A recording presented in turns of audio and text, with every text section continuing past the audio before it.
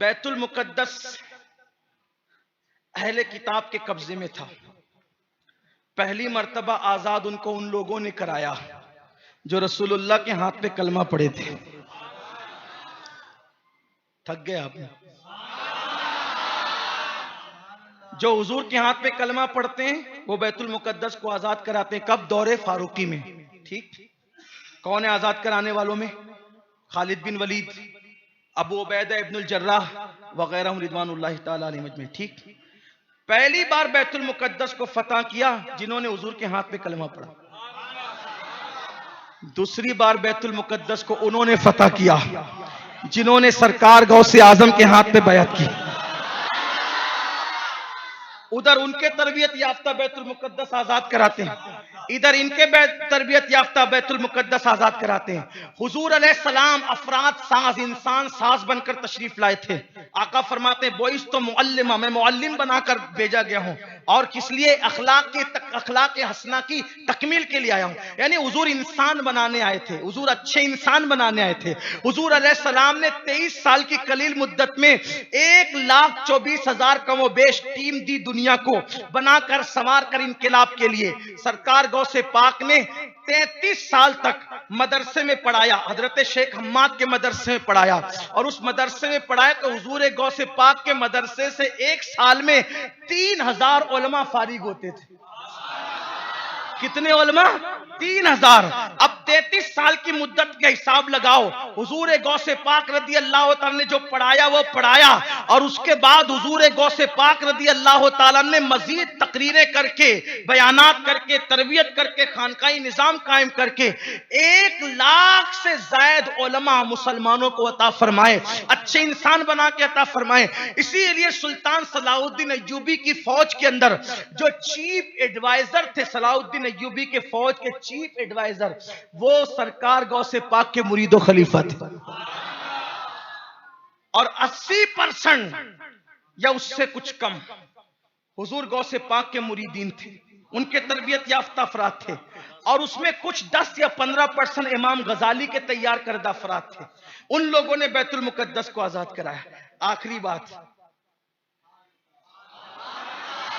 बैतुल मुकद्दस पे इस्लाम का झंडा लहराने वाला हुजूर का मुरीद और खलीफा जानशीन रसूल सैयदना उमर इब्ने खत्ताब।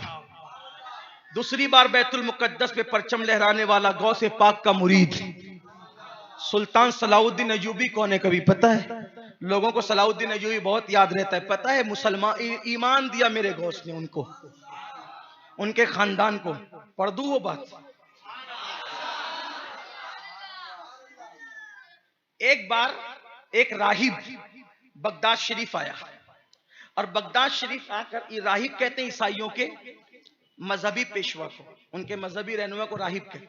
आया और लोगों से कहता था कि तुम्हारे नबी के एक हदीस का कोई जवाब नहीं दे पाता है। तो लोग गौस पाक के पास है। गौस पाक बहुत बड़े आलिम थे, अदीब, खतीब, मुफ्ती, मुज्तहिद। कुछ लोग ये भी कहते हैं, ये बात मेरे कानों में सुनने आ रही, पता नहीं लोगों को क्या हो गया। वो मुजद्दिद नहीं थे। अल्लाह के बंदो, उनको मुजद्दिद के तराजू में क्यों तोलते हो? क्या भला आ गई है? क्या हो रहा है? कुछ समझ में नहीं आता।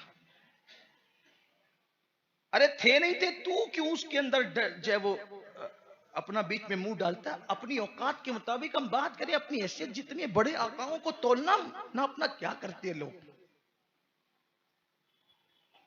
हुजूर गौसे पाक के कदमों में हजारों मुजद्दिद, हजारों मुजद्दिद की बात कर रहा हूं। हालांकि हजारों हुए नहीं, हजारों मुजद्दिद। क्यों? इसलिए कि मुजद्दिद हर सदी में आएगा। मुजद्दिद उसको कहते हैं जो दीन की तजदीद करे। तजदीद का मतलब कपड़ा मैला हो गया, धो दे, नया कर दे। मैले को धुला कर दे, पुराने को नया कर दे। क्या है ये?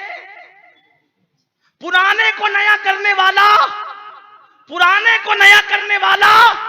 और कयामत तक मुजद्दिद आएगा, लेकिन दीन को जिंदा करने वाला मुहय्यिद्दीन है। अब कयामत तक कोई मुहय्यिद्दीन इसीलिए तो गरीब नवाज कहते हैं कि इंसान ने मुर्दा जिंदा किया, अब्दुल कादिर ने दीन जिंदा किया। इसीलिए लोग अब्दुल कादिर को मुहियुद्दीन कहते हैं। मुजद्दिदे दीन तो कयामत तक आएंगे, लेकिन मुहियुद्दीन अब कभी नहीं। कहां मुहियुद्दीन और कहां मुजद्दिदे दीन। ऐसी बात ना करो, इस तरह की बात न किया करो। तो बात दूर निकली। क्या अर्ज कर रहा था कि एक राहिब आया ईसाई, और उसने कहा एक सवाल का जवाब कोई दे नहीं पा रहे। लोग आए गौस पाक की, क्या बात है? बोले एक हदीस है कि मेरी उम्मत के औलिया बनी इसराइल के अंबिया की तरह हैं। उलमा उम्मती काम्बिया बनी इसराइल।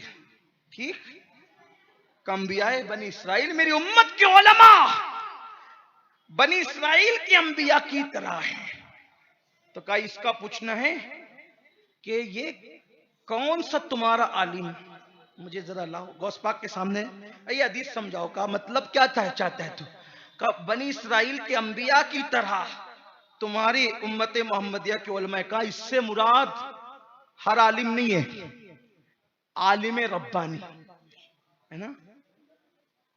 और वो सबके पास पहुंचा था, जाहिर वालों के पास भी, इसलिए उसको जवाब नहीं मिल पाया। लेकिन आया किसके पास?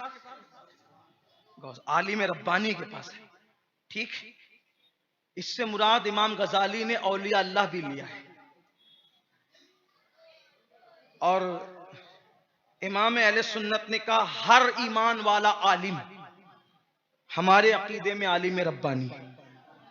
ये मुख्तलिफ अक़वाल हैं, तवज्जो करें। अब आप फरमाया क्या चाहता है बोल। कहा कि ईसा अलैहिस्सलाम भी बनी इसराइल के अंबिया में थे, तो ईसा अलैहिस्सलाम का रंग किस आलिम में तुम्हारे आए? फरमाया क्या चाहता है? कहा वो मुर्दे जिंदा करते। कहा तू क्या चाहता है? कहा कोई आलिम तुम्हारा भी मुर्दा जिंदा करेगा। चल, कहां चलता है वो एक। अब वो चैलेंज जो होता है ना, तो आदमी बहुत ज्यादा उसमें डीप करता है। तो वो एकदम पुरानी कब्र पे ले गया गौस पाक को। कहा अगर ये पुरानी कब्र है, इसका मुर्दा जिंदा करें। आपने कहा ईसा अलैहिस्सलाम क्या कहते? कहा कुम्बे इज़्निल्लाह। तो आपने ही फरमाया कुम्बे इज़्निल्लाह। जैसी का कुम्बे इज़्निल्लाह, तो वो कब्र फट गई, मुर्दा उससे बाहर आया। आपने कहा अस्सलाम वालेकुम। उसने कहा क्या कयामत आ गई? का कयामत अभी नहीं आई है, ये इसकी जो है ना, ये इसने कहा मुर्दा जिंदा करने को हमने कर दिया। तो कहा कि तू किस दौर का है? उसने कहा मैं दानियाल अलैहिस्सलाम के दौर का। किसके दौर का हूं? फरमाया कयामत अभी नहीं, जा अंदर जा। अंदर गया, कब्र बराबर हो गई। अब वो राहिब मुसलमान हुआ, तो उसके साथ जितने लोग थे वो सब मुसलमान हुए। उन्हीं मुसलमान होने वालों में सलाहुद्दीन अय्यूबी के अब्बा भी थे, और वो फिर गौस पाक के मुरीद हुए। जब सलाहुद्दीन छोटे से थे तो गौस पाक के पास लाए, हुजूर इसको भी मुरीद कर लो, मेरे बच्चे को ही मुरीद। उनके बाप भी कादरी थे, वो भी कादरी थे, और सलाहुद्दीन अय्यूबी तो डबल कादरी थे, क्योंकि बचपने में गौस पाक के मुरीद हुए थे। तो जवान होने के बाद गौस पाक के साहबजादे उनसे कहा कि हजरत एक बार और मुरीद कर लो। पहला बच्चा था, अब जवान हो गया, अब समझदार हो गया हूं, अब आपके वालिद तो पर्दा फरमा गए मुर्शिद गौस पाक, तो आप भी मुरीद कर लो। तो बचपने में, जबकि छोटी उम्र थी सलाहुद्दीन की, देखो बच्चों को अल्लाह वालों से मिलाया करो, पता नहीं किसका हाथ बिगड़ी बना दे। हाँ, दुआएं बहुत काम करती, इसलिए अपने बच्चों को अल्लाह वालों के पास ले जाया करो और उनसे दुआ दिलवाया करो। तो सलाहुद्दीन के वालिद ने कहा हुजूर इसके लिए दुआ कर दो। तो सब बच्चों के सर पे हाथ फेरते हैं, मुर्शिद गौस पाक ने उसकी गर्दन पे हाथ फेरा। फरमाया तू बहुत बड़ा आदमी बनेगा। फरमाया तू बहुत बड़ा, अल्लाह तुझसे बड़ा काम लेगा, बहुत बड़ा आदमी बनेगा। तो सलाहुद्दीन अय्यूबी के साथ किसकी दुआ थी? गौस पाक की दुआ। सलाहुद्दीन अय्यूबी जिसको कहते हैं ना घुस जाने वाला आदमी, हजारों में घुस जाना, बिल्कुल जिसको मालेगांव की जबान में हम कहने घुस के पढ़ाने वाला आदमी। हाँ, हजारों में घुसे, लाखों में। मैं मजाक नहीं कर रहा हूं लतीफ, वाकई ऐसा। यानी जिसको मरने का कोई खौफ ही नहीं, जिसने अपना कफन खुद तैयार कर रखा था बस। लेकिन जख्मी होते थे अच्छे होते थे, जख्मी होते थे अच्छे। किसी की तलवार सलाहुद्दीन की गर्दन तक जिंदगी में कभी ना पहुंच सकी। जब बिस्तरे मर्ग पर थे, विशाल पर बहुत करीबी लोग बैठे हुए, देखा सलाहुद्दीन पूरी जिंदगी तुम मर्दों की तरह, शेरों की तरह बेजिगरी से लड़ा। पीठ पे घाव आए, पेट पे आए, सीने पे आए, हाथों पे, पैरों पे, लेकिन तेरी गर्दन कभी नहीं कटी। सलाहुद्दीन ने कहा, कैसे कटती?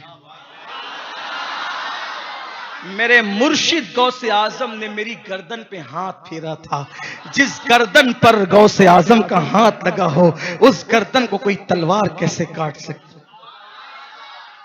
ये मुर्शिद गौस पाक है। जिंदगी खत्म हो जाएगी, गौस पाक की शान खत्म नहीं हो सकती।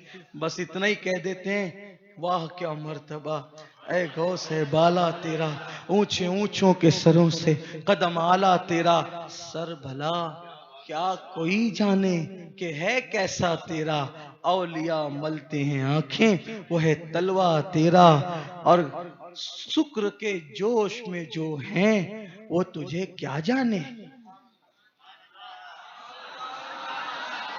शुक्र के जोश में जो हैं वो तुझे क्या जाने। खिज्र के होश से पूछे कोई रुतबा तेरा।